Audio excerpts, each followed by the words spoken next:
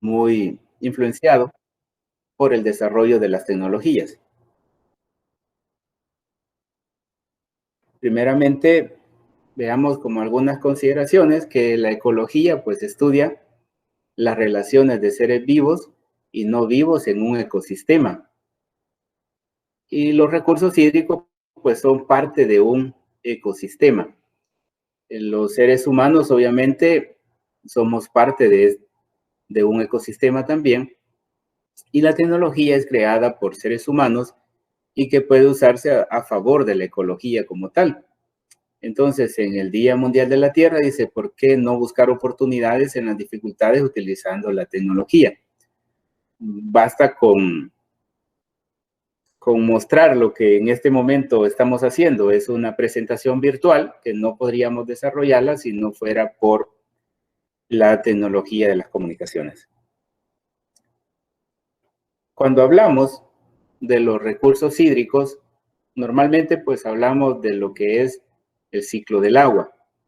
Para comprender a qué nos referimos con los recursos hídricos es necesario conocer este ciclo, que en resumen se trata del movimiento del agua, tanto de la atmósfera, estamos hablando del fenómeno de precipitaciones, y de la corteza terrestre, que es prácticamente donde se mueve el agua en la superficie, como también subterráneamente. Licenciado, disculpe que lo interrumpa. ¿Sí? No logramos ver lo que va diciendo conforme en la presentación. Se atrasa la presentación. No, se ha quedado en la primera diapositiva. Ok. Voy a ir de esta manera una por una, ¿sí? ¿Hoy sí? Ahora sí. Ok. Estábamos acá. Cuando hablamos de los recursos hídricos, pues obviamente hablamos del ciclo del agua, el cual pues pasa por diferentes procesos. Digámoslo así, como es un ciclo, podemos comenzar de cualquiera de ellos, pero partamos del hecho de la evaporación y evapotranspiración, el cual pues obviamente sube hacia la atmósfera a través del vapor, el cual al alcanzar ciertas alturas y ciertas condiciones donde se forman las gotas de agua, o la nieve en este caso para diferentes lugares, se va a producir lo que es la precipitación. Una vez el agua llega a la superficie, ahí pues puede sufrir al menos tres fenómenos.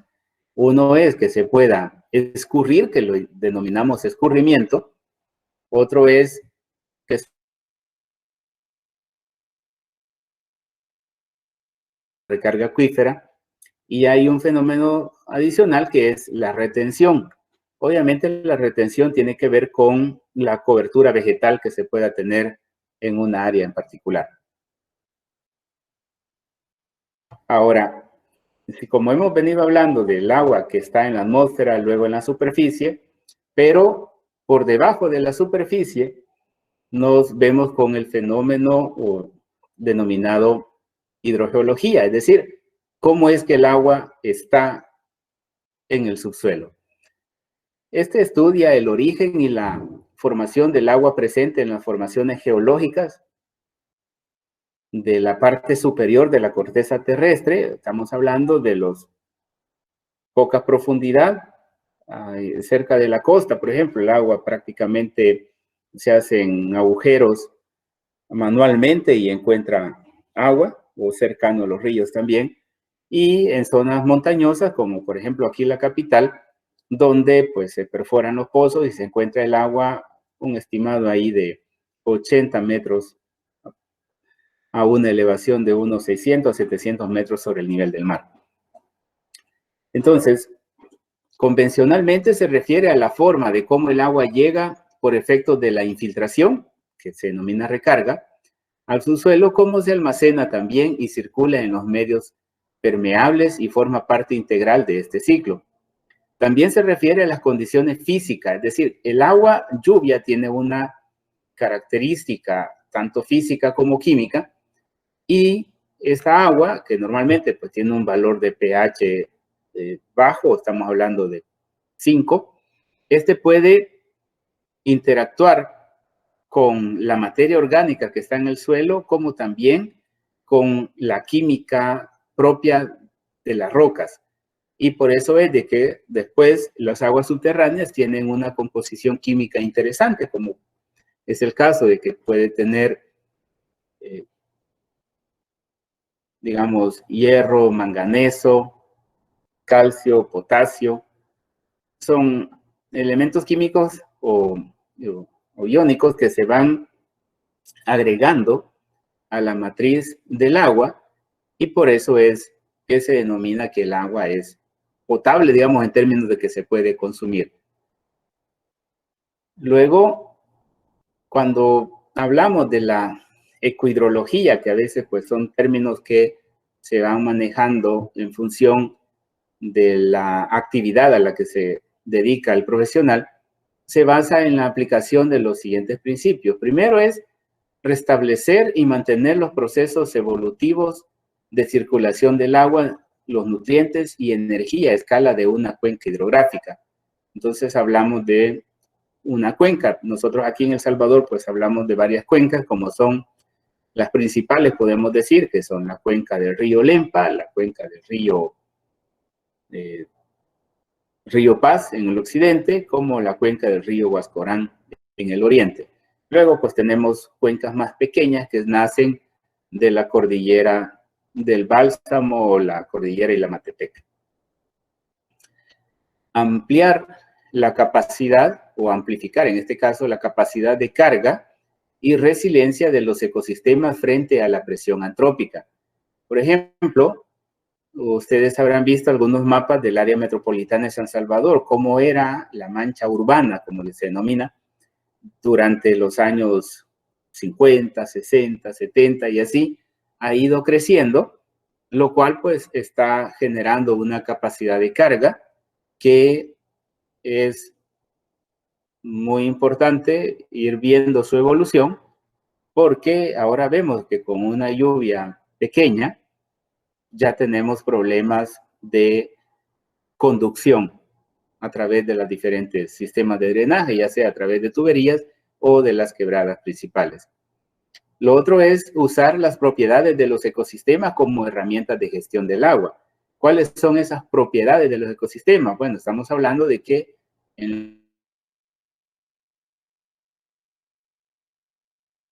a través del manejo del suelo, como también de la cobertura vegetal. La ecohidráulica es parte de la ecohidrología y estudia la relación entre un alrededor de este. El enfoque ecohidrológico es una herramienta para el uso sostenible de ese recurso hídrico mediante el aumento de la resiliencia, que es tan importante ahora, la capacidad de recuperación, es decir, si yo estoy, digamos así como ahora, con todos estos incendios que se han dado, el caso más emblemático fue el de la Montañona, donde muchas hectáreas de bosque fueron prácticamente consumidas. Entonces, ¿qué capacidad de recuperación hay de esa zona? Dependerá de las acciones que se implementen. Y también el otro es, y de abastecimiento de los corredores fluviales. Es decir, si nosotros captamos mucha agua de los ríos, dejamos pasar muy poca, digámoslo así, cuando lo ocupamos para sistemas de riego, estoy interviniendo lo que en ecología se denomina caudal ecológico, el cual pues es un caudal específico que sirve para el desarrollo de las especies que ahí pueden anidar. La situación ecológica actual de los recursos hídricos en El Salvador encuentra ciertas dificultades, como por ejemplo, la extracción excesiva en ciertos acuíferos y contaminación del agua subterránea. Ya han escuchado ustedes que en algunos sectores pues se tiene estrés hídrico en cuanto que la cantidad de agua que se está infiltrando es menor que la cantidad de agua que se extrae. ¿Eso qué provoca? Una fluctuación del nivel freático, es decir, que los niveles de los acuíferos poco a poco han ido disminuyendo y por esa razón notaron ustedes que últimamente se ha estado perforando a mayores profundidades, así como también una disminución de caudales de fuentes de agua. Hay muchos manantiales que antes daban digamos, cierto caudal, pero que con el tiempo ha ido disminuyendo. Eso lo podemos observar también en los flujos bases de los ríos. Cada vez vemos que los ríos conducen menos agua y eso tiene que ver en verano principalmente, ¿verdad? Pero conducen menos agua. Eso tiene que ver con el hecho de que no se ha almacenado suficiente agua en el medio geológico como para que durante la época seca ese sea el aporte hacia los ríos. También la variación climática y cambio climático que genera fluctuaciones en el régimen fluvial. Ustedes ya han visto de que, bueno, ya tenemos 2 o 3 días que ha llovido ya con una buena intensidad. Esto es producto de esta variación y cambio climático, porque normalmente, pues antes se escuchaba, ¿verdad? O al menos se leía que habían lluvias en marzo, en abril, pero que eran así muy esporádicas, no tan concentradas como ahora que lo hemos tenido en un par de días. Así también vemos de que en el año 2015, 2014, 2015 fue cuando tuvimos las sequías más prolongadas, que en el caso de Oriente pues superó los 40 días. Eso tiene que ver con esa fluctuación del régimen fluvial. También el transporte de contaminantes y aumento de impactos humanos negativos en las cuencas hidrológicas. Creo que este tema, cada vez que pasamos por una quebrada, pues ya vemos de que hay un incremento de transporte de contaminante en cuanto que se ven ríos que pueden llevar suficiente caudal, como el río Sucio, el río Selguate, el río Las Cañas, pero no es que haya suficiente agua que esté mostrando de que el caudal es grande, lo cual no es así, sino simplemente es una carga de contaminación bastante alta. Y aumento de estos impactos negativos en las cuencas porque no estamos conservando el agua, estamos prácticamente solamente utilizándola para los diferentes fines, como son agua potable, agrícola, comercio, industrias. Ahora, ¿cómo es de que esa contaminación de un río me puede afectar el agua que estoy extrayendo de algún pozo? Bueno, resulta que si yo estoy descargando agua a través de un ducto, como ven ustedes acá en la imagen, este ducto representa muy fácilmente la corriente de agua en una quebrada, en un río, pero próximo a esta corriente de agua, no tan próximo, realmente pueden ser varios cientos de metros incluso, tengo un pozo de bombeo. Entonces, este pozo de bombeo me va a llevar agua desde el río hasta el pozo, y eso pues va a hacer de que cuando haga un análisis de calidad de esa agua, me esté dando agua con algunos contaminantes muy característicos, como son los nitratos, los nitritos, los sulfatos y los fósforos incluso. También hay un aumento de la vulnerabilidad de los cuerpos de agua superficial y subterráneo, los cuales dependen del patrón estacional de los procesos hidrológicos y antrópicos. ¿Se acuerdan ustedes que hace unos años se habló acerca de la contaminación que había generado una fábrica de baterías? Entonces, obviamente contamina porque los suelos son muy porosos, el agua arrastra los contaminantes y los lleva hasta el acuífero. También la expansión urbana, resultado del continuo crecimiento poblacional. Hace unos pocos años, por ejemplo, cuando se abrió la carretera de Redondela Integración hasta Quesaltepeque, veíamos de que eran zonas cafetaleras y cañales. Ahora vemos muchas viviendas y todo el agua que se colecta a través de los techos de estas viviendas obviamente va a una tubería y prácticamente se va hacia las quebradas. No hay espacio donde se pueda infiltrar. También el fomento de la industria, que también genera concentración de población en espacios reducidos, normalmente la zona franca, ¿verdad? A su alrededor se tiende a construir mucha vivienda, obviamente, para la cercanía. El aumento también en la demanda de agua en cantidad y calidad.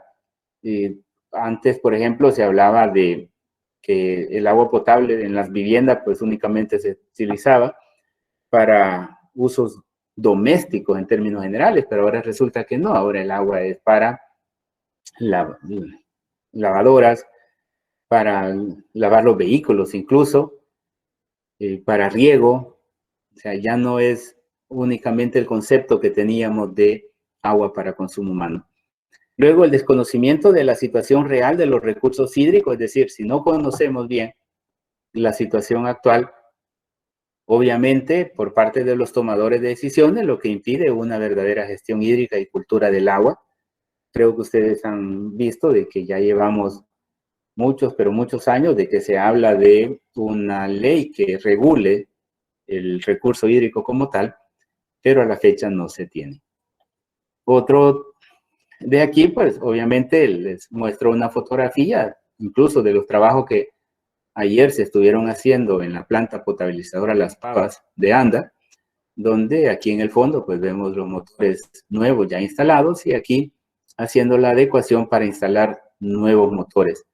¿Por qué lo estoy poniendo acá? Porque resulta de que el agua pues necesita ser impulsada desde ciertos puntos hasta la ciudad. En el caso de Las Pavas, pues lo trae desde San Pablo Tacachico, prácticamente son 56 kilómetros de longitud que tiene que atravesar el agua y unas elevaciones bastante importantes, por lo que se necesitan estas plantas de bombeo y rebombeo. Situación ecológica actual de los recursos hídricos en El Salvador. Tenemos como necesidades también mejorar el manejo de los recursos hídricos para mitigar los problemas ambientales. ¿Por qué hablamos de manejo y no de uso? Porque resulta que el manejo se refiere al hecho de que yo tengo un recurso en una cuenca, en este caso digamos recurso hídrico, pero ese recurso, ¿cómo lo puedo optimizar? Y eso, pues, con el objetivo de mitigar los problemas ambientales, es decir, ya no estar descargando aguas residuales directamente. Alcanzar un enfoque integral para una mejor gestión de ese recurso, incluyendo mejoras tecnológicas, innovaciones legislativas y el mismo manejo ambiental que se le pueda dar. Inclusión de herramientas de manejo, o sea, cómo puedo manejar el agua a través de hacer monitoreo, difusión y regulación también de las políticas relacionadas a la gestión del agua subterránea, en este caso porque es la que nosotros más consumimos. Ahora, la tecnología para mejorar la situación de los recursos hídricos en El Salvador es de que en la actualidad la tecnología permite diseñar dispositivos para prevenir, controlar y restaurar el daño ambiental generado por el crecimiento del quehacer humano, permitiendo disminuir las emisiones contaminantes y lograr que lo que no es sustentable lo sea, ¿verdad? Para tener un mundo que heredara a las futuras generaciones, esto según Smith y Engel. Entonces, ustedes pueden notar acá en la imagen de que estamos hablando de uso de energías más amigables con el ambiente. ¿Qué herramientas son las que se utilizan para la gestión de los recursos hídricos? Bueno, estamos hablando de sistemas de información geográfica, es decir, tener un inventario de los pozos, manantiales, captaciones y todo de aguas. También tecnología de control, estamos hablando de telemetría, de equipos de monitoreo directo en los pozos o en los manantiales, que me estén dando información en tiempo real. Así como monitoreamos la lluvia, por ejemplo, ¿verdad? A través de radares, en este caso, pues las aguas subterráneas se monitorea a través de sensores que me están midiendo el nivel del agua, el pH, la conductividad, la temperatura, y eso lo puedo estar mapeando a través de los sistemas de información geográfica. También la caracterización de acuíferos mediante modelos conceptuales. Un modelo conceptual es como la figura del centro que tenemos ahí, donde mostramos de que están por diferentes capas someras de un cierto materiales. Aquí en El Salvador, por ejemplo, o en San Salvador encontramos esta tierra blanca que en algunos lugares puede alcanzar a 60, 80 metros. Después encontramos lavas, después podemos encontrar otra vez materiales piroclásticos o alternancias con lavas también. Entonces, esta modelación conceptual es poner todo esto que les digo en mapas estáticos. Pero el objetivo también es conocer cómo funciona hidrodinámicamente, es decir, hacia dónde se está moviendo el agua. Y para eso, pues obviamente necesitan otro tipo de modelación que le llamamos una modelación numérica o matemática, la cual es capaz de evaluar el comportamiento de estos acuíferos. Obviamente la modelación tiene que ver con la calidad de datos que ingreso, así va a ser la calidad de datos de salida. También equipos para diferentes mediciones, las áreas disponibles también para hacerlo, la calidad del agua, predicciones. Es decir, por ejemplo, si yo estoy midiendo niveles freáticos en verano, pues yo espero que cuando comience a llover el agua se va infiltrando y estos niveles comiencen a subir. Pero si encuentro de que estos niveles no se recuperan, es decir, que en lugar de ir subiendo, van bajando, obviamente me está diciendo que yo estoy extrayendo más agua de la que en el lugar se está recargando.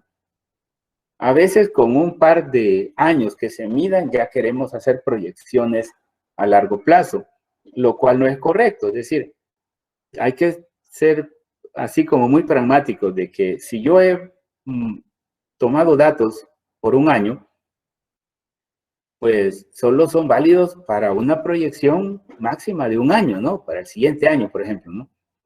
Pero si comienzo a tomar datos de más años, podría tener una proyección al mediano o corto o largo plazo del comportamiento que pueda tener un acuífero. Ahora, también podemos hablar de las biotecnologías ecohidrológicas para la retención de agua pluvial y su potabilización, el fomento de áreas verdes en las ciudades para el mejoramiento de la calidad de vida. Ustedes pueden notar acá en una imagen de que tenemos el sistema de captación de agua lluvia, el cual pasa por un sistema de filtro hacia un tanque y esta agua se puede utilizar. Esa costumbre la hemos perdido porque durante los años de oro, digámoslo así, del café, los beneficios de café, todos tenían grandes tanques donde almacenaban el agua lluvia para toda la época de, como le dicen, para quitarle la pulpa al café y todo esto, para todos esos usos que se hacían. Igual en las viviendas, era en el campo, todavía se ve muchos barriles, ¿verdad?, que ponen abajo de los canales para poder captar el agua y así hacer uso de ella. En la ciudad poco se hace, sin embargo, pues es una forma muy amigable con el ambiente porque esa agua que yo capto del techo y la puedo utilizar en la casa, no va a ser un agua que va a ir a parar inmediatamente al mar. El desarrollo también de sistemas ecohidrológicos de alerta temprana a nivel de cuenca, mediante la integración de biomonitoreo molecular o hidroquímica o geomorfología. Por ejemplo, aquí en la figura del centro pues muestra cómo puedo estar monitoreando las diferentes cuencas a través de, por ejemplo, el índice de evapotranspiración o el medición de la cobertura vegetal, usando estas tecnologías. Luego, tecnologías de ecohidrogeológicas con buenas prácticas agrícolas y ambientales para la reducción de la contaminación difusa. Es decir, si yo concentro, como en la figura que muestro acá, el cultivo de hortalizas en algo más controlado, tanto por riego por goteo, también si estoy regando por goteo, puedo aplicar los nutrientes de esa misma manera, por lo tanto, la planta pues lo va a aprovechar mejor y se me convierte en un área que reduce la contaminación difusa. Ahora, pero todo esto, la pregunta obligada es, ¿y la energía entonces en esto? Bueno, hablando de ANDA, La principal fuente de abastecimiento de agua potable es a través de aguas subterráneas, las cuales se alcanzan con perforación de pozos profundos. Por ejemplo, hace unos 20 años atrás, los pozos que se perforaban en el área metropolitana de San Salvador no superaban los 160, 180 metros. Pero de unos años para acá hemos venido ya perforando hasta los 300 metros. Es decir, estamos extrayendo aguas más profundas, por lo tanto, se incrementa la capacidad de los equipos de bombeo, como son la bomba, el motor, y para llevarlo hasta la superficie. Pero luego que ya está en la superficie, yo necesito enviar el agua hasta un tanque o hasta la red de distribución, y para eso utilizo rebombeos, es decir, que el consumo de energía sube. También sistemas de potabilización de agua de ríos y pozos. Ustedes notarán que en Anda pues tenemos plantas potabilizadoras, son varias, pero la principal es Las Pavas, donde captamos agua directamente del río Lempa y tenemos que pasarlas por un proceso. ¿En qué consiste el proceso? Obviamente el proceso de potabilización, pero significa extraer el agua del río, llevarla a unos rotofiltros que se denominan. Luego, a través de esto, pues se le aplica floculante para poderle quitar todos los sedimentos. Luego pasa a un proceso de tipo clarificador que se denomina, que son unos filtros. Ahí pues se le aplican diferentes productos químicos para poder potabilizarlo. Y todo ese proceso que hacemos de, incluso de la inyección de cloro, es a través de consumo de energía. Ahora, están en los lugares bajos de las cuencas, hay que subirlas donde están las poblaciones, se necesitan hacer bombeos, y un solo bombeo pues no alcanza a llegar hasta la ciudad, por lo que hay que colocar varios bombeos, y a eso se denominan rebombeos. En el caso de la planta Las Pavas, nosotros captamos agua del río, se denomina boca toma, y tenemos unos equipos de bombeo que la llevan hasta la planta potabilizadora. De la planta potabilizadora se pasa a la estación de bombeo número 1, luego esa queda en la propia planta, luego la EB2, que queda aquí por San Matías, y luego la EB3, que queda aquí por Nejapa, y de ahí pues llega hasta los tanques terminales aquí en San Salvador, que luego esta agua se lleva, por ejemplo, hasta San Martín, allá en la colonia Altavista. Imagínense el recorrido que tiene que hacer el agua, y todo eso es consumo de energía. También hay sistemas de tratamiento de aguas residuales, que hablamos de procesos también, o sea, de descontaminar el agua. Se necesita bombeos, rebombeos, y últimamente ustedes han oído de que por parte de CEL, se está en un proyecto de construir una planta para tratar las aguas residuales y de esta manera también producir biogás, del biogás producir energía eléctrica, y de los techos y todo que se construyan en la planta, comenzar a producir también energía solar a través de fotoceldas. Como ven, es muy importante el uso eficiente de la energía a través de la aplicación de las nuevas tecnologías también. Ahora, la diversidad de tecnologías para la generación de energía eléctrica, pues ya no son las tradicionales que conocíamos antes, como era la hidroeléctrica o la térmica, sino que, bueno, aquí en El Salvador, pues la geotérmica.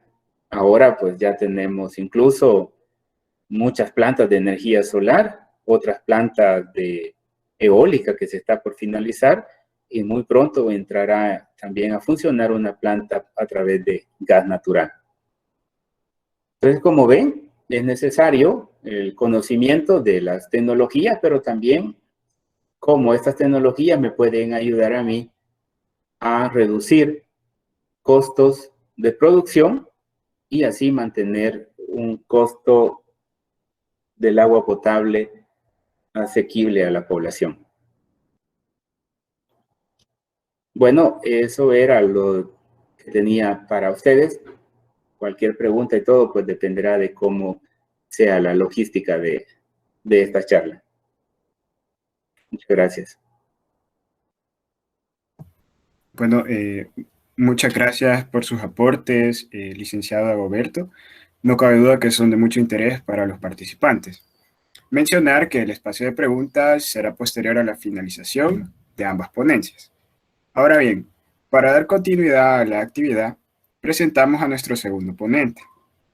Él es José Salvador Handal, secretario ejecutivo del Consejo Nacional de Energía, profesional graduado en licenciatura en física con maestría en energías renovables y medio ambiente, ambos títulos de la Universidad de El Salvador.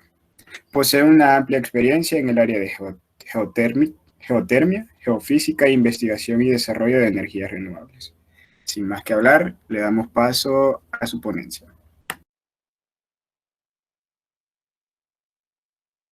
Muy bien, muchas gracias. En un momento hago la presentación.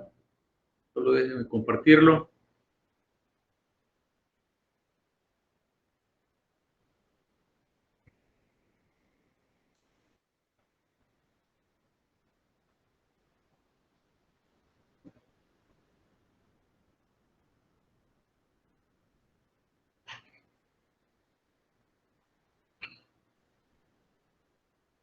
Ya se logra visualizar.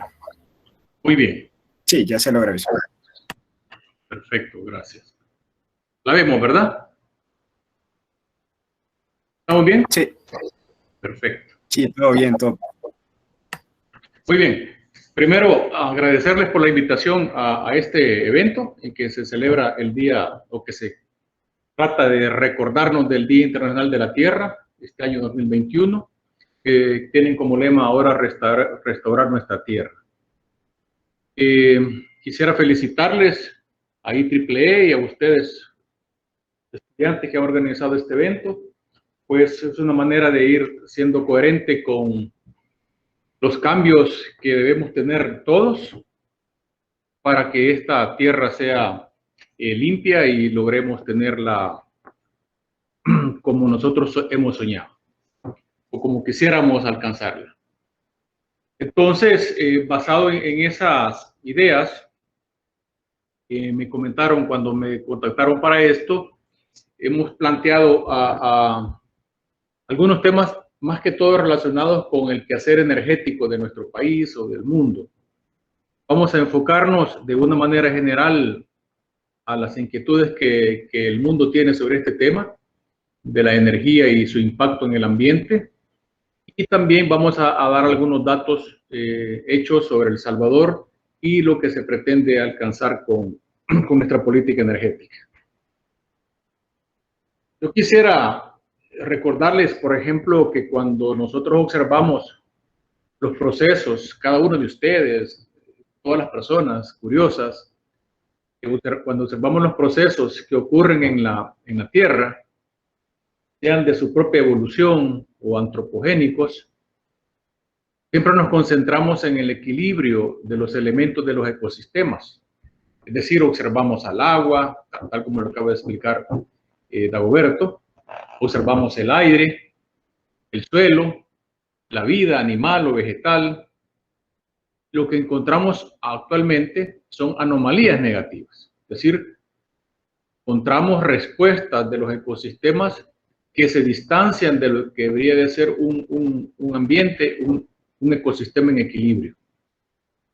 Es decir, donde todos coexistan de una manera termodinámicamente estable, donde todos coexistan para nutrirse, que ese ecosistema perdure. En una ocasión, y esto es como un mensaje para todos, en una ocasión un papá, un señor y su hijo se reunían frente a una poza y observaban todo ese ambiente que les digo, ¿verdad? Y el señor decía al hijo, yo he viajado un montón en mi vida, tú apenas estás por comenzar. Y era un muchacho que comenzaba a entrar a la universidad. En el universitario y le dice, sí, papá, recuerda que en esta tu jornada larga que tienes, tú diste sin duda tu primer paso. Ah, muy bien. Y el señor experto le dice, bueno, ¿y qué pasa si tú estás en el camino equivocado? Luego responde el joven, bueno, mi error no sería tan relevante como el tuyo, puesto que yo he viajado menos que ti. Y eso quiere decir de que estamos a tiempo de corregir los grandes pasos equivocados que hemos dado muchos adultos en el cuidado de nuestros recursos, en la forma en que hemos explotado nuestros recursos, en la forma en que se ha tratado el ambiente, desde la época de la Revolución Industrial para acá. Nos remontamos a 1700 y tantos años, 1770, 1750, cuando comenzó eso, pues yo me imagino el mundo mucho más limpio. También he visto ciudades que no tienen tanta contaminación, son extremadamente limpios. Entonces, ese mensaje es para que ustedes digan, estamos a tiempo. Entonces, lo que quiero hacer hoy es que ustedes se pregunten, ¿cómo contribuir al mundo que se quiere heredar? Ustedes pueden decirse, ¿cómo contribuyo al mundo que quiero heredar? Es decir, ¿qué hace usted? ¿Qué papel hace usted? Esa es una pregunta que deberíamos hacernos constantemente. Ser conscientes que los grandes cambios sociales o colectivos inician con acciones individuales. Por ejemplo, tirar una simple envoltura al piso. Rompí el churrito y tiré la bolsa al piso. Por ejemplo, tomé un fresco y boté la bolsa plástica que me dieron en la tienda o en el supermercado. Eso suma al grave problema de la contaminación. Preocuparnos y tomar acción para reducir nuestra huella de carbono, cuánto contribuimos nosotros con cada aptitud a contaminar la tierra, a contaminar el ambiente, pues tendrá una importante incidencia en la preservación de nuestro entorno, de nuestro ecosistema, de nuestra tierra, si la vemos como un ecosistema global. Entonces, por ahí debemos de comenzar. En 1970, el congresista Gaylord Nelson convocó a una multitudinaria manifestación con la que se buscaba concientizar sobre los problemas comunes que afectaban a la naturaleza. Las acciones requeridas eran mucho más sencillas de lo que nos exige el presente. Estamos hablando de 1970, hace 50 años. ¿Aló? Disculpe que lo interrumpa, no sé si está pasando la diapositiva porque aún seguimos en la primera. Sí, estamos en la primera. Ah, ok. Pues continúe. Entonces, les decía que eso fue hace 50 años, donde las acciones requeridas eran mucho más sencillas de las que ahora nos exige el presente. Entonces, debemos de considerar la Tierra como una casa. Ese ecosistema global es una casa en la que cohabitamos con otras especies. Bajo esa percepción, el respeto se vuelve un factor elemental para la armonía de todos los elementos de ese ecosistema, principalmente la vida. Entonces, de eso se trata al decir restauremos nuestra tierra. Acerquémonos a algunos hechos. Los compromisos de acuerdos de París, que fueron en el año 2015, ustedes pueden ver en esa imagen los efectos de las emisiones de gases de efecto invernadero. Es decir, las industrias, la forma en que los humanos desde la revolución industrial hemos venido contaminando nuestra atmósfera y nuestro entorno. Al 2018 se registraron cerca de 36 billones de toneladas de CO2. En El Salvador, por ejemplo, para el 2020 hemos registrado 13 millones de toneladas de CO2. Recuerden que nuestra economía es muy pequeña. Eso representa apenas el 4 en 10.000 partes, el 0.04% de los 36.000 billones de toneladas que el mundo genera. Con los compromisos de los acuerdos de París, lo que se busca es frenar el cambio climático, mantener el calentamiento global por debajo de 2 grados centígrados y, si es posible, a 1.5 grados centígrados. Es una meta bastante retadora.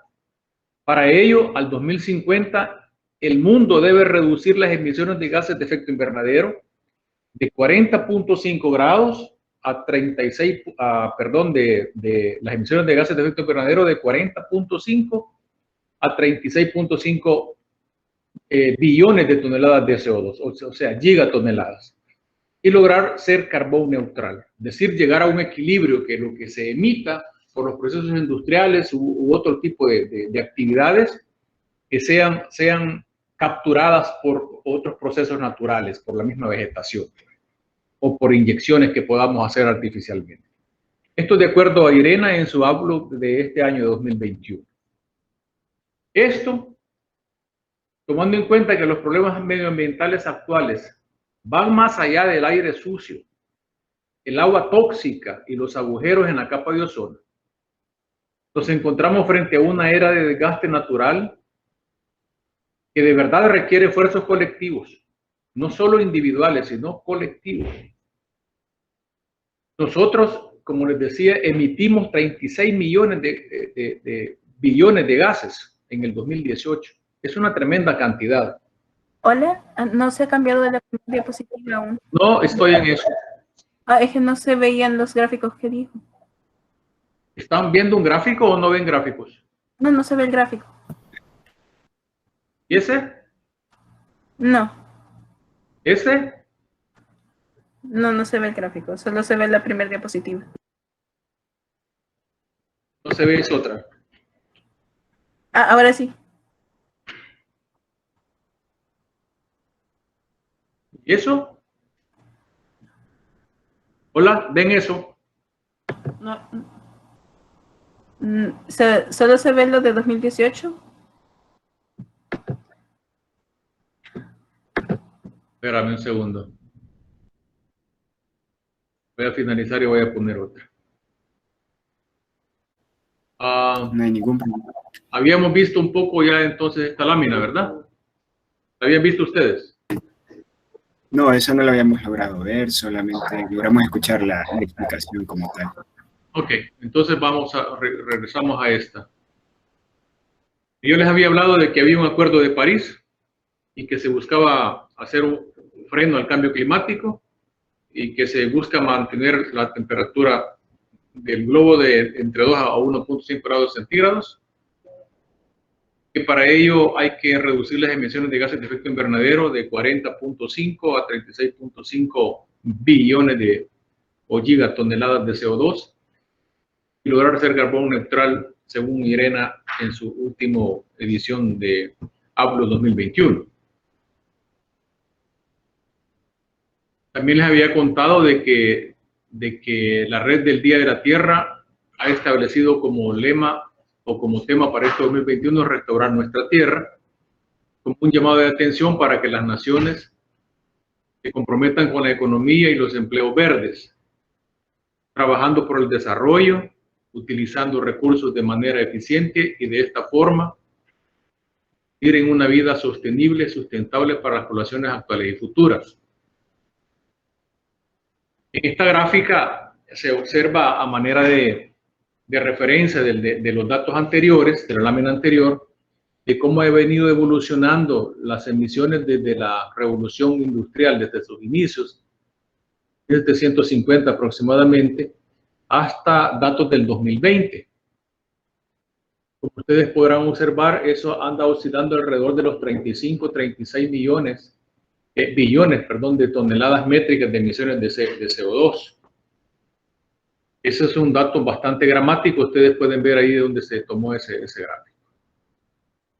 En el caso de El Salvador, les había mencionado que para el año 2020 emitimos alrededor de 13 millones de toneladas de CO2. Ese valor, debido a nuestra economía que es tan pequeña en comparación a sociedades industrializadas como China, Estados Unidos, etcétera, Europa, este dato no pasa del 0.04%. O sea, nuestra contribución al cambio climático es como área geográfica es insignificante, pero ya estando esas emisiones en el globo sí impacta todo el globo, porque le suma a esa cantidad de 30 y tantos millones, billones. Observen cómo nosotros contribuimos a las emisiones de CO2 a través de la quema de combustibles fósiles. Hacen en el transporte casi el 50% es el que más contribuye a las emisiones de CO2. Ese sector es el que más deberíamos de luchar nosotros con aprovechar las tecnologías para sus transformaciones y otro tipo de concientización que deberíamos de hacer en el sector transporte. Y aquí viene la pregunta aquella, ¿qué hacemos nosotros por estos cambios? Otros sectores que podría ser agricultura, podría ser edificios, construcción, andan entre el 12 y el 14%. Y las industrias de la energía, es decir, todo lo que consume energía, anda alrededor del 27%.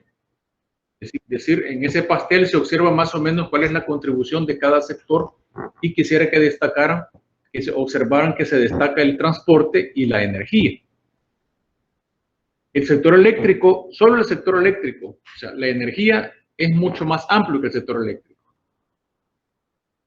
Hay otros sectores que consumen energía, ¿verdad? Pero nosotros, desde el punto de vista del mercado eléctrico, tenemos que quemar combustible. Solo en esa contribución que se generó 5.367 gigawatt hora de energía el año 2020. Eso representó alrededor de casi 1 millón de megatoneladas de CO2, considerando una emisión de 0.16 toneladas de CO2 por cada megawatt hora que se genera. Este dato recientemente fue calculado.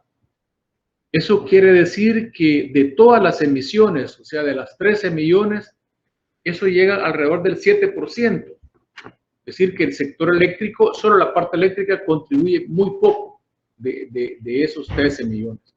No obstante, es un dato significativo, puesto que está inmerso dentro de ese dato del 27%. Otro aspecto que quisiéramos destacarles en esta plática es que tenemos un compromiso con los Objetivos de Desarrollo Sostenible, con los ODS. Esos proponen unas líneas de acción dentro de los que debemos tomar en cuenta para hacerle frente al deterioro ambiental. Esas líneas de acción, por ejemplo, que debemos promover energía limpia y accesible o asequible. Ciudades y comunidades sostenibles deberíamos también promoverlas. Hay que tomar acciones climáticas en cuanto al cambio climático. Hay que considerar la vida en el agua, la vida en la tierra. Es decir, hay que trabajar en esos ejes principales para ir reduciendo los impactos en el ambiente. Al priorizar esos elementos, estaremos dando importantes pasos en la búsqueda de un avance social y económico que asegure a los seres humanos una vida sana y productiva. Esto lo podremos conseguir impulsando tecnologías que aumenten la productividad de los recursos naturales. Es decir, esta productividad también debe ir acompañada de un buen uso de los recursos, de una eficiencia de los recursos. Como decía Dagoberto en su presentación, estos acuíferos, entre más profundos estén, más energía van a demandar las bombas, puesto que hay que traer el agua de más profundidad a superficie. Eso implica un mayor gasto de energía.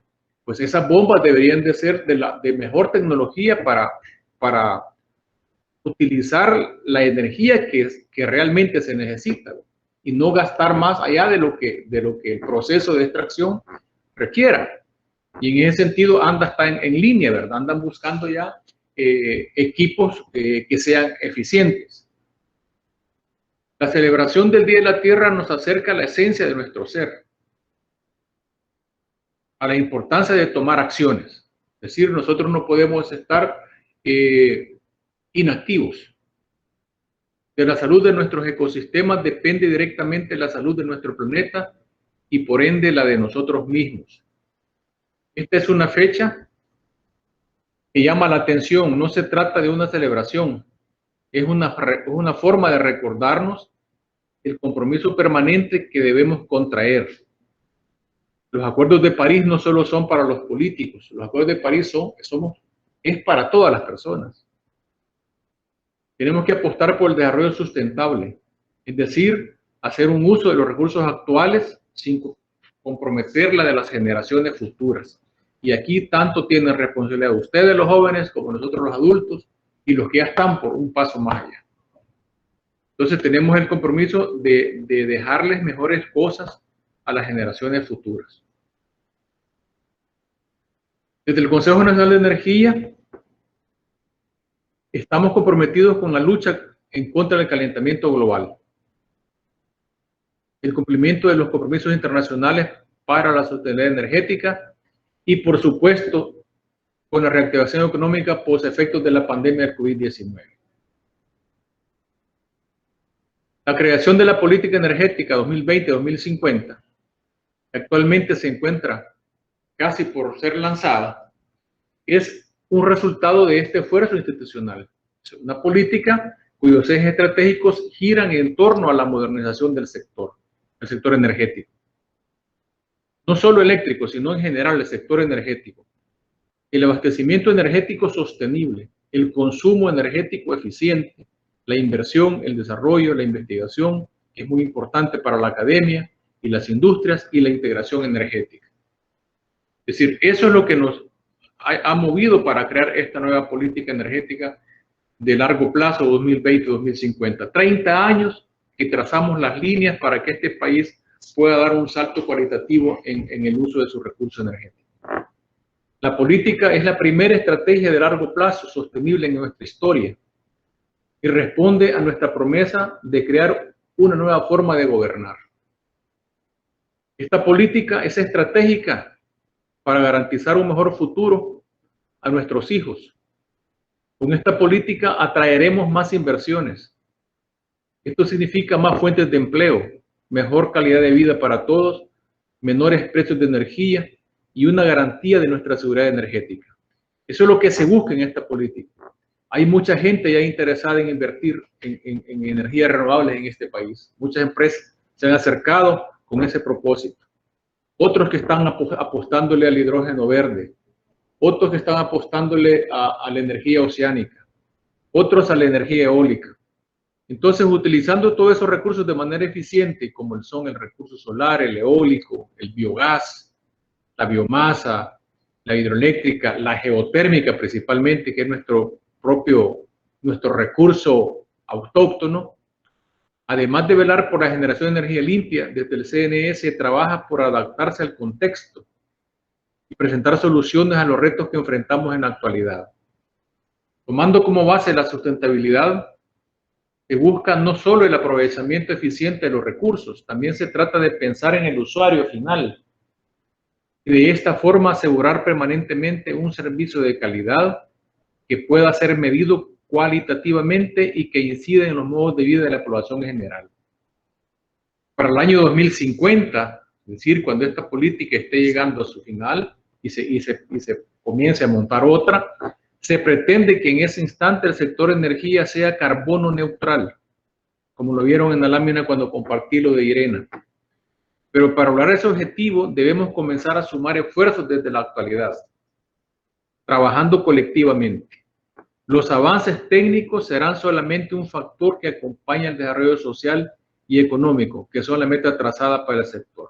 Es decir, los avances técnicos solo son una parte, solo son un factor. Quienes debemos de poner más en esto somos todos. Los inversionistas, los profesionales, los académicos, el usuario, etc.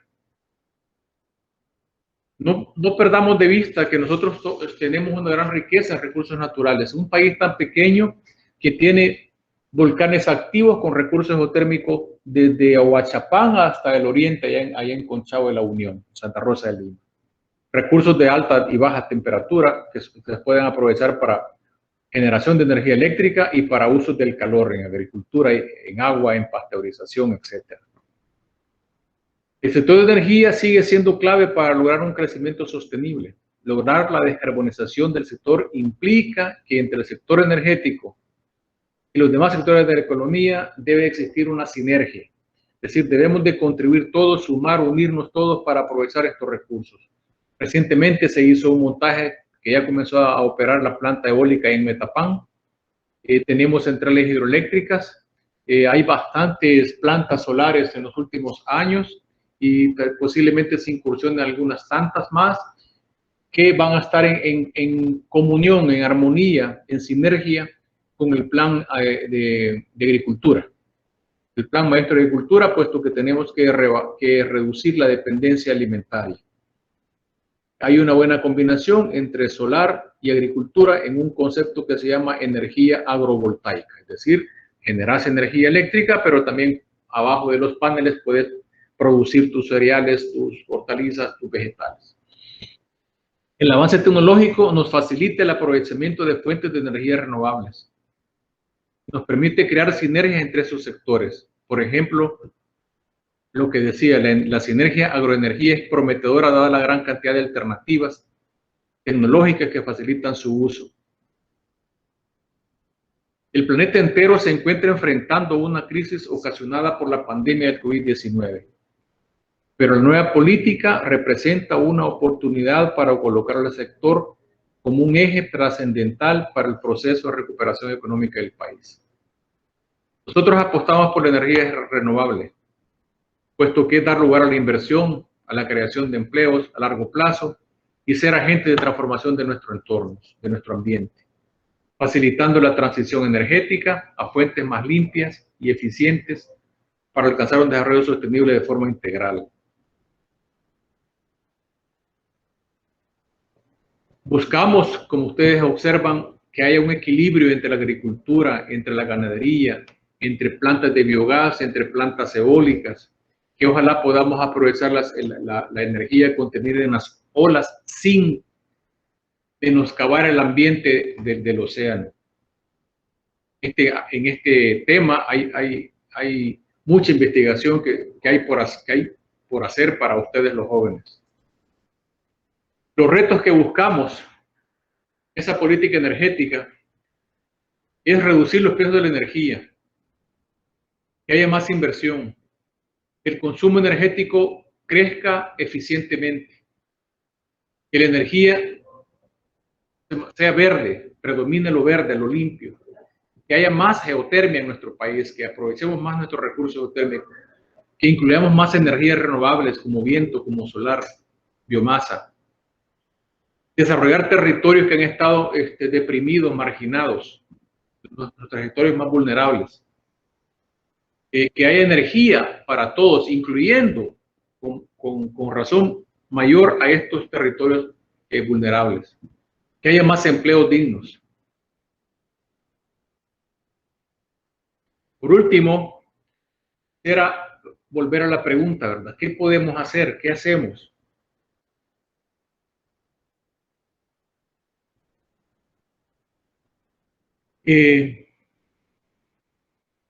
Como ven ahí, Irena hace unos escenarios de cómo podríamos alcanzar el carbono neutral en 2050. En el lado izquierdo, en los colores azules, blancos, ustedes podrán ver el transporte, los edificios, la construcción de edificios, otros sectores, la generación de electricidad y calor, plantas de centrales eléctricas o de plantas de calor, la industria, todos los sectores que contribuyen a las emisiones, hay que reducirlas más o menos entre 3 y 3.5% anual, desde ahora hasta el 2050. Estamos hablando del 2021 al 2050. Eso quiere decir que pasaríamos, si no hacemos nada, vamos a tener alrededor de 46.5 gigatoneladas o billones de toneladas de CO2 en el 2050. Entonces, para hacer carbono neutral, tenemos que rebajarle más o menos al 36.5%. Eso quiere decir que al transporte le debemos de reducir 8.4%, a los edificios 2.3%, las centrales eléctricas más o menos reducir el 13%, gigatoneladas, ¿verdad? Estamos hablando de ese orden de magnitud. las industrias alrededor del 11%, 11 gigatoneladas, y eso compensa con lo que hablábamos antes de la captura de carbono. Entonces llegaríamos a un escenario casi de carbono neutro, más bien casi negativo. Para eso alcanzaríamos temperaturas de 1.5 grados centígrados en la atmósfera. Entonces el calentamiento global se vería reducido, el efecto invernadero, que es el que genera todos estos cambios en los climas, alteraciones en los niveles del mar, deterioro de los glaciales, mortandad de animales de los extremos, de los polos, de los continentes tropicales, etcétera. Todo eso se tendría que reducir si nosotros logramos esa temperatura. Para eso, ese es el compromiso que IRENA plantea, y IRENA está la mayoría de países industrializados y de pequeña economía o mediana economía pertenecen, son miembros de IRENA, y año con año se reúnen para ir revisando si se van alcanzando estos objetivos planteados desde los acuerdos de París. En el caso de El Salvador, estamos comprometidos con esos acuerdos. También estamos comprometidos con las emisiones nacionalmente determinadas, que debemos de reducirlas al 2025. Es decir, por ejemplo, en el sector eléctrico, necesitamos reducirlas al 46% con respecto a aquel escenario donde no haríamos nada. Es decir, que siguiéramos así como está la generación eléctrica, con las plantas térmicas que emiten más emisiones de carbón, como las que queman combustibles. Entonces, si nosotros hacemos algo, ponemos más energías renovables, crecemos un 30%, por ejemplo, de energías renovables con respecto al año 2015, aunque hoy ya hemos logrado más, tendríamos para el 2025 46% de reducción de emisiones. Déjenme decirles que este 46% ya se logró. Para el 2030 queremos exigirnos un poco más, de manera que podamos reducir más del 46%. El sector público, en cuanto a iluminación, a gastos de energía en los edificios, por aire acondicionado, por iluminación, etcétera, también se esperaba que para ese año 2025 bajara el 28%, y creo que se va a lograr más de ese porcentaje. Tenemos que reducir el contenido máximo de azufre en diésel de 500 partes por millón en el 2017, que tenía el diésel consumido por el transporte, a menos de 50 partes por millón en el 2022.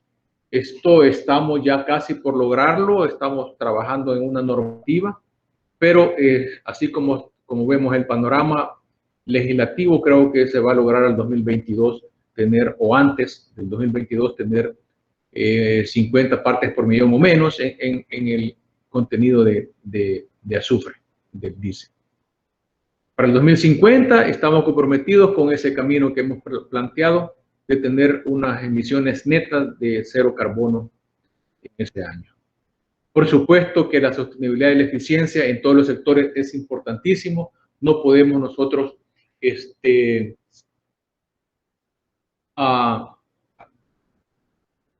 de un lado esto. Entonces les vuelvo a preguntar, lo que ustedes hacen hoy, lo que yo hago hoy, ¿contribuye al mundo que quiero heredar? Les dejo esa pregunta para que ustedes sigan reflexionando y vean en qué pueden contribuir personalmente, familiarmente y colectivamente, o en sociedad. ¿Cómo podemos hacer para que este mundo vaya cambiando? Nosotros estamos haciendo nuestra parte con esta política que les voy a plantear. Ya se ven cambios, ustedes han visto la planta eólica, hay más plantas solares, queremos poner más geotermia, más eficiencia, por ejemplo, lo que planteaba Dagoberto para el tema del agua, más eficiencia en los sistemas industriales. Entonces, ¿cómo podemos hacer para ir cuidando más nuestra tierra? ¿Qué hacen ustedes hoy? ¿Cómo van a contribuir al mundo que quieren heredar? Muchas gracias. Agradecemos por el contenido compartido por cada uno de los ponentes, por lo que procedemos a iniciar el segmento de preguntas y respuestas. En el chat tenemos algunas preguntas realizadas. De hecho, una dice, de Beatriz del Pinal, ¿qué papel juegan las universidades en cuanto al desarrollo tecnológico del sector energético y medio ambiente? Es para mí esa pregunta, ¿verdad? Sí, asociándolo al sector energético diría que. Bueno, buena pregunta. Uno de los ejes principales de la política energética es el fomento a la tecnología y a la innovación. En este tema, yo decía, entre paréntesis mencioné, entre dientes mencioné, que aquí hay mucha investigación para ustedes los jóvenes.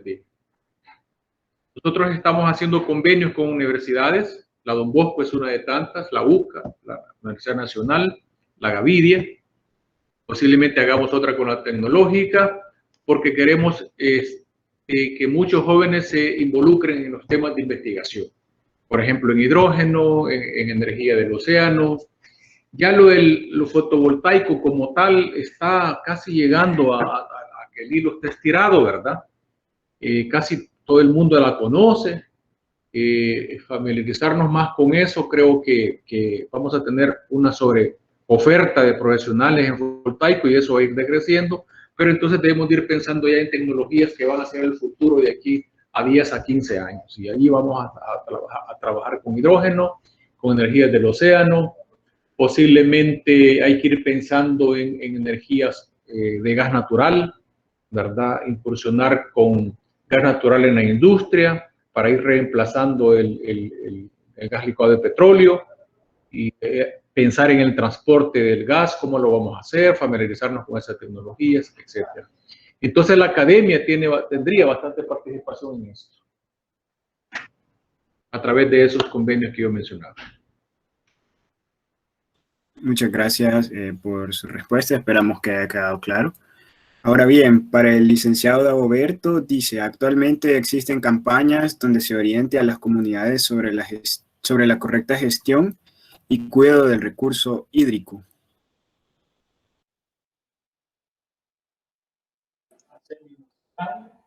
Buenas tardes.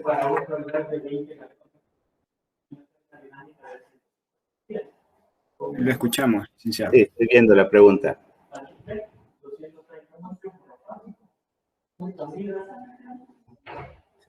Bueno, lo que está pasando aquí en el país es de que tenemos varias cuencas que están siendo intensamente explotadas. Digamos, estamos hablando de la cuenca del río Acelguate, la cuenca del río Sucio, la cuenca del río Sensunapán, donde el aprovechamiento del agua es muy importante. Ahora, ¿qué se está haciendo en cuanto a campañas? La verdad es de que, en principio, como anda, se tiene proyectada la construcción de plantas de tratamiento tanto en Santa Ana, San Salvador y San Miguel.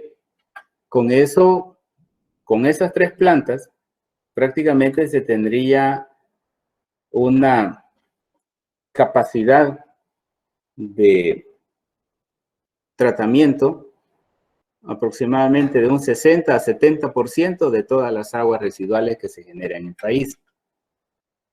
Otro elemento que tiene que ver con el manejo de la cuenca es el hecho de implementar las compensaciones ambientales en lo que es la restauración. Para eso, ANDA tiene convenios con el Ministerio de Medio Ambiente, donde se suman a las actividades de conservación.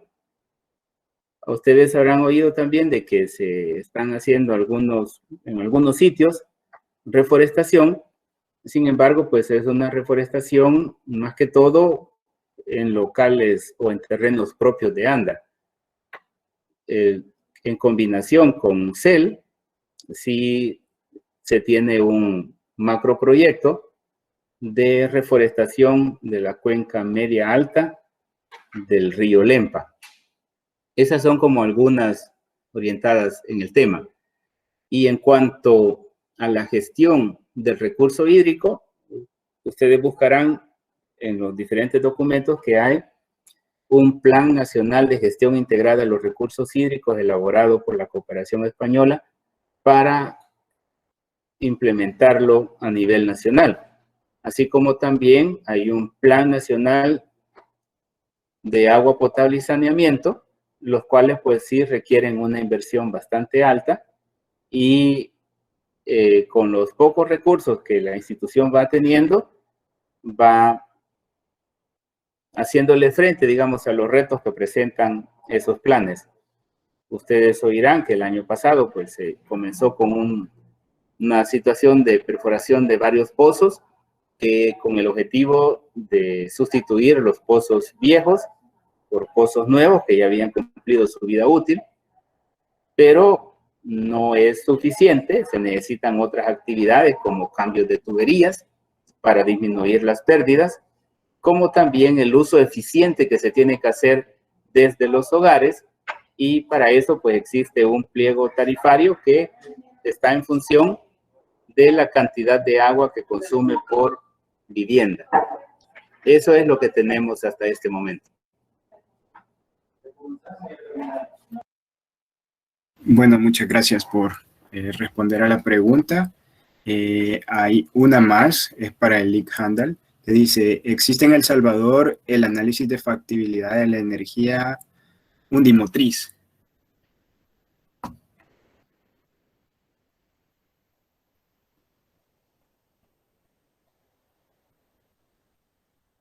¿Perdón?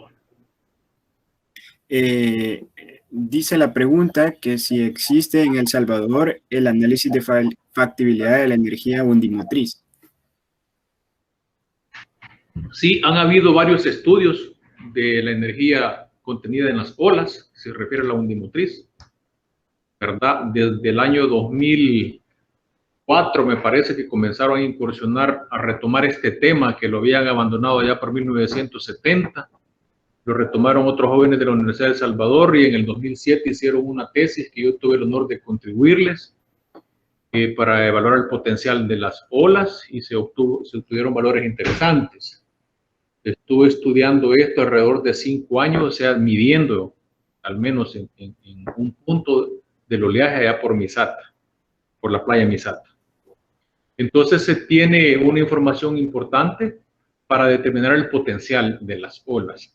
Ahora bien, han habido otros tratamientos de esa información con otros tesistas de la Escuela de Física, por ejemplo, de la Universidad de El Salvador. Recientemente otro joven de física que creo que se graduó esta semana, o presente esta semana, o la siguiente, su trabajo de graduación sobre oleaje y sus simulaciones con una herramienta de CICESE de México. Ha hecho un esfuerzo y se logran más o menos resultados similares. Esta última simulación un poco más fina, pero se obtienen datos similares a los de 2007-2008. Lo que falta es la tecnología para conversión de esa energía en energía útil, de la conversión de esa energía cinética contenida en las olas a energía útil. Para eso hay muchas patentes desarrolladas en el mundo, presentadas en el mundo. Hay lugares donde se utiliza la energía de las olas, en Haifa, por ejemplo, Israel, en Portugal, me parece que en Noruega, en el Mar del Norte.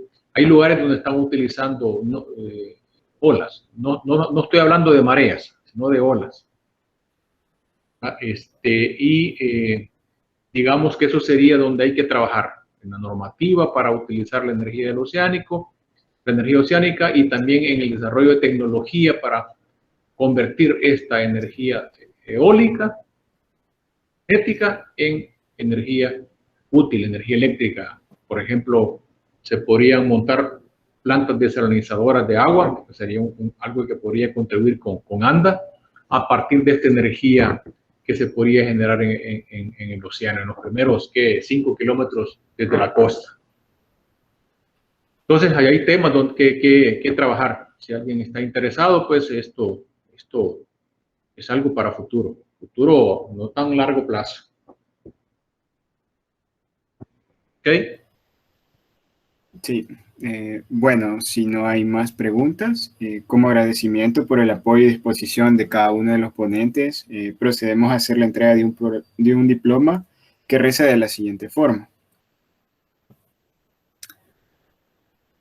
El capítulo IEEE Robotics and Automation Society de la rama estudiantil IEEE de la Universidad Don Bosco, El Salvador, otorga el presente diploma a Salvador Handal por haber impartido la ponencia sobre energía y medio ambiente, llevada a cabo a los 20 días del mes de abril del año 2021, firmado por Beatriz del Pinal, presidenta de IEEE RAS, Manuel Cardona, asesor de IEEE RAS, y Rebeca Melgar, presidenta de la rama estudiantil de IEEE. Asimismo, también dicta el diploma de el licenciado Dagoberto Arévalo, que de igual manera está firmado por Beatriz del Pinal, Manuel Cardona y Rebeca Melgar. Agradecemos a todos por su valiosa participación, ya que sin ustedes la actividad no hubiese sido posible, y los invitamos a seguirnos en nuestras redes sociales para estar enterados de futuras actividades. Damos por finalizada la ponencia virtual. Pasen un feliz resto del día y una feliz semana. Muchas gracias. Buenas tardes a todos. Muchas gracias por la oportunidad de participar. Bueno, un gusto haberlos tenido.